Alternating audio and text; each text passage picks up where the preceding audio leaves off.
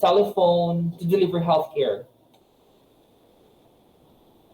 Digital technology also, like we make use of social media to introduce our platform through giving out videos, informative videos, medical informative videos. It's a way wherein we deliver healthcare to our patient. Telemedicine has been with us since 1950, so it has been here since 1950s. It was only intensified when pandemic started. So pandemic started in 2020. So in order for the healthcare to be utilized, even if there's pandemic, to make sure that healthcare system is still continuous despite the pandemic. So they intensified telemedicine. With telemedicine, you make use of telephone, cellular phone, sharing of information in real time from computer screen to another. So let's take, for example, your doctor gets in the rehab, sit down here in the computer. They will call the patient. So they will talk camera to camera. The patient uploads his or her data. Kung di man na pwede nga i-upload niya, or will share his or her data sa doctor so that the doctor can check the data anytime. Anong mga data nga iya i-check? Laboratory result, imaging result, and then if ever ma-check siya sa doctor, kaya kung magubra ang doctor sa prescription, so i-upload man gihapon sa doctor ang prescription para makita sa patient. Now with the prescription, dala na butang ang mga bulong sa patient. It's up for the patient, it's up to them if they will print it out or if they will buy medicine using ang cellphone lang, ang reseta nga sa cellphone nga gin-download. Pwede man. Nowadays, gina-accept na lang na siya ang mga prescription nga sa cellphone nga gin-download. Kay kalabanan, nagidman subong, ang mga pasyente, hilig na sila, wala, dili check pa, patay ng mga aircon. Kay kalabanan subong, ang mga pasyente, kung magbakal ng mga bulong, nag-text na lang sila sa mga doctors nila, nag-chat na lang sila sa mga doctors nila, and then ang ilang mga attending physician or doctors, nag-ihimo prescription, kaya ginasend sa ila, ginapicturan. Now let's go to TELEREHAB or tele-PT or online physical therapy. It's considered as a telemedicine subfield. It is a substitute to evaluation and treatment if face-to-face is not possible. So the rehab center started with TELEREHAB. Ginplano siya in July 2020, and it was only approved by the administration in April 2021. So ulihin na siya gin-approve because, it nadamo pa siya ginagyan ng mga panel, damo pa siya ginagyan ng mga proposal, how much pilang budget nga kinahanglan na sa department. So ginpanel, I was paneled by the board of trustees, by the doctors kung kinahanglan gid ni ang amuni nga platform. So muna siya nga nadugyan ng amon nga pag-approve kag pag-open sa amon TELEREHAB. Same as also with your online internship. Your online internship was started October 2020. It also underwent series of discussion with the board of trustees. It was not approved during the 2020. It was only approved when the TELEREHAB was also approved. So gindungan sila approved. Kay may ara na gitakod ng internet, may computer na. Amo na nga napatigayon ang TELEREHAB namon kag ang online internship. Because in the first place, hindi gitani magsugot ang supervisor nga may ara sang online internship kay ang sa time sang mga staff gusto nila nga if we have online internship, we will do it during day off. But since nagamay ang staff, we are actually working understaffed. So maski may duty, gisugdan na lang kami nga mag-continue sa online class.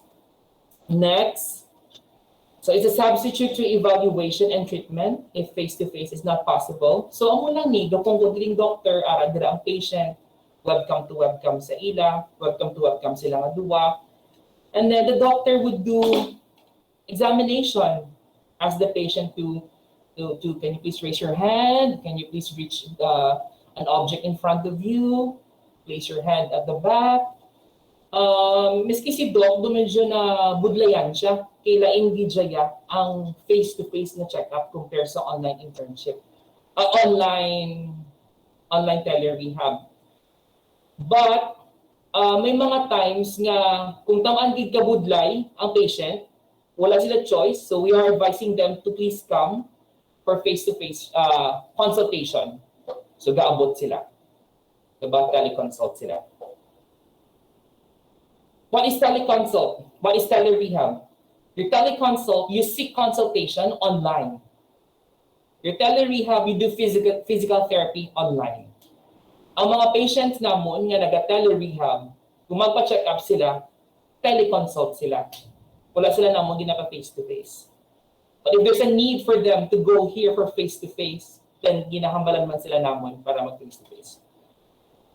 So we make use of modern technology or the technology to deliver rehabilitation. Your tele-PT also allows for treatment of the acute phase if diseases by substituting, allows for treatment of the acute phase of diseases by substituting the traditional face-to-face approach. So during the acute phase, kung hindi pa man grabe ang conditions ng patient, acute phase, early stage, then we do telerehab. So how about in between? Or after, if the patient will discharge? If the patient will be discharged, kung hindi gid kaya sa pasyente, nga dalon diri sa rehab, so we make use of telerehab to continue physical therapy. Most of the admitted patients, some of admitted patients, mga on vegetative state, na pala nga bedridden na lang, ihigda na lang sila. Kag budlayan gid ang mga folks nga magdala sa ilang pasyente diri sa rehab department because kinahanglan nila mag-ambulance, kinahanglan nila mag-stretcher, and then ma-expose pa ang mga tigulang because some of them hindi na nila gusto nga i-vaccinate ang mga elderly nila. So we suggest telerehab para at least safe sila sa ilang balay. What we do, we instruct the folks. So it is the folks who will perform active range of motion. It is the folks who will do passive range of motion. Kung ginahanglan transfer nila ang patient, so sila ma-transfer sa patient. We give instructions kung paano nila i-transfer ang patient. How about kung hindi bedridden ng patient? So kung ang mga patient, low back pain lang man, strengthening exercise. So we instruct them to buy exercise equipment, your dumbbells, your ankle weights, your TheraBand, your TheraTube. Sila gaobra sa balay nila. So all we do is instruct and demonstrate. We have a small bed here at the back, but if there's a need for us to lie down, then mahigda kami para makita kami ka pasyente namon. Advantage, storage of and access to the patient's medical records. Diri sa amon, we don't store medical records sa database namon because we have charts. So if the patient, if the patient mag-telerehab if the patient will undergo teleconsult, so si doc mismo gasulat sa chart. So there's no need for us to input the data sa memory sa computer. But for those mga ibang nga mga doctors like your mga internal medicine, your pulmonologist, your surgeon, and others, kinahanglan gid nila nga mag-store sang mga data sang ila patient para access, para may pwede nila ma-access anytime.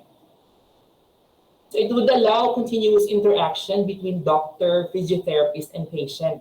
So tuod maski may pandemic, maski hindi makadto ang folks, ang mga patient face-to-face, still with the use of modern technology, empowered by your internet, there is continuous interaction between them. Comfort when performing the exercise. Of course, you feel safe, you feel comfort. Ara ka sa sulod sa imo kwarto. Igda kada sa imo nga igda kada sa imo kate. Others, they would do it in sa sala nila because lapad ng space nila. So they would put their bed, wala sila exercise, or they would utilize their sofa bed, wala sila exercise, wala sila PREs. And we also do agility exercise. Patients who does not have any problem with balance, does not have any problem with any difficulty, any problem sa ilang vital signs. We do agility training with TELEREHAB, face-to-face gyapon. Next, it's economical. Naturally, it's not very expensive. Why? Because if you will go here, sakay ka pa sa jeep, so ang mga iba na mga patient, matawag pa sa hospital para mag-ambulance, and then i-lift pa ang patient, and then ma-hire pa sa mga tinawo para mag-bully. So they will spend a lot. Kung compared sa imo nga TELEREHAB, gamay lang gid ang imo galastongon. You just pay for online physical therapy, kag ang iba niya balaydan, dala naman sa balay niyo electricity and internet. It's very economical. Disadvantage. The rate of our TELEREHAB is 450. We were able to get prices from other hospitals. Medyo competitive ang price. Excuse for a while.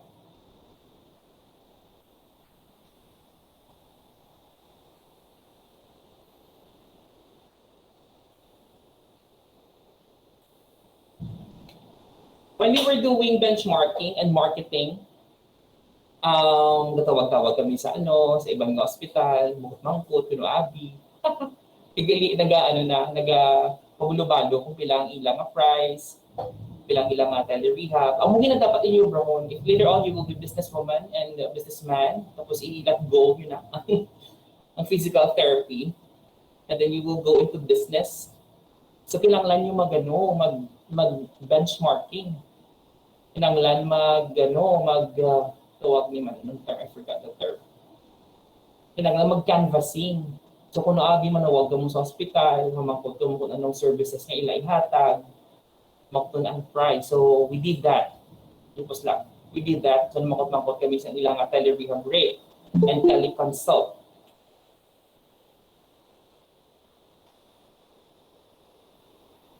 So in order for us to gain more patients, in order for us to gain more patients, so we have to lower the price. Ibalaan namon kung anong price ang amon nga mga competitors. We have to lower the price. So the price of our TELEREHAB is 450.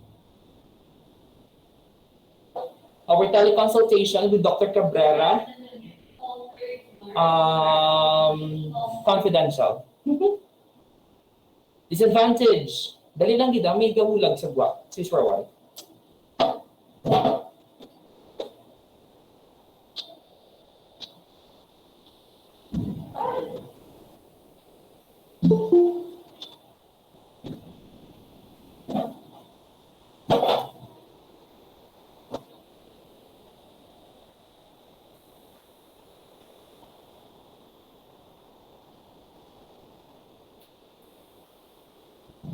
Okay.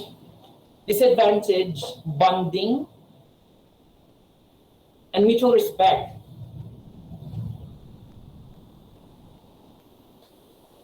Yung bonding kag mutual respect. Disadvantage.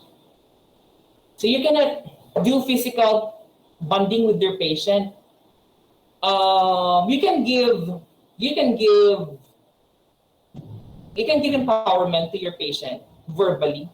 Laing gid akong face to face because if you want to give empowerment to your patient, you touch your patient's head, You touch your patient's shoulder, you tap the shoulder, you congratulate your patient kung ano ang progress nga iyang ubra.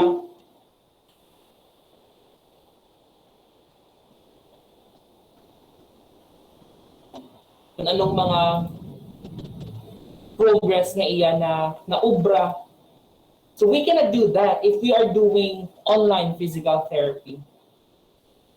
With online physical therapy, we can still give empowerment to our patient, but verbally, you have to say that to your patient. Connection. Dapat naming imo internet connection because if your internet connection is not good, galag ka, untat ka, wala ka gahulag, and then gulpi lang mapatay imo camera, gulpi lang mapatay ang camera sa patient mo, abi mo gin off nila ila camera but because ang internet gali hindi namin. So there's problem with internet connection. And then if it's raining, actually today, right now it's raining. If it's raining, hindi namin ang internet connection. So I hope before maglaway ang connection, matapos ta ang lecture ta. Medyo laway ang connection kung gaulan kay choppy, ga-robot ang tingog naton, ga-robot man ang tingog sa patient. And another disadvantage also is willingness ng mga folks mag-help. Nakita gina namon kung ako may pasyente and then the doctor is always doing the exercise, is always present during the telerehab. So the doctor will be the one to move the patient, arm, earroom, facial exercise. And then may mga adlaw nga ma-absent ang doctor. So mabulos ang mga kasin, mabulos ang mga kakaisa, mabulos ang ibang family member. Kasi ang makita mo, ang willingness nila magbuli kasi katinamad, gapungko lang, do wala bala sa mood mag-help. Amo na isa sa mga ang isa sa mga disadvantage pag sa imong online physical therapy, the willingness of other people who will help you, who will help in online physical therapy. Before we proceed with online telerehab, we ask this to our patient. It is very important to ask this question. The following questions below should be asked before starting the telerehab. Make sure that all questions are completely answered, accomplished, complied by your patient. Terminate and reschedule telerehab if impossible to perform. Check the box properly and supply the data being asked. The first is you have to ask your patient if nakakaon siya. Has the patient taken meals prior to telerehab? Yes or no? Breakfast, lunch, snacks, what time? Has the patient taken any medication prior to telerehab? It is very important to ask this too. Because if your patient is diabetic and then you will perform exercise, basi ma-hypoglycemia imo patient. Exercise siya sa imo, malipungan siya. Has the patient taken any medicine prior to telerehab? Importante man ni nga makuton ang patient kung naka-tumara siya sa iya medications for high blood,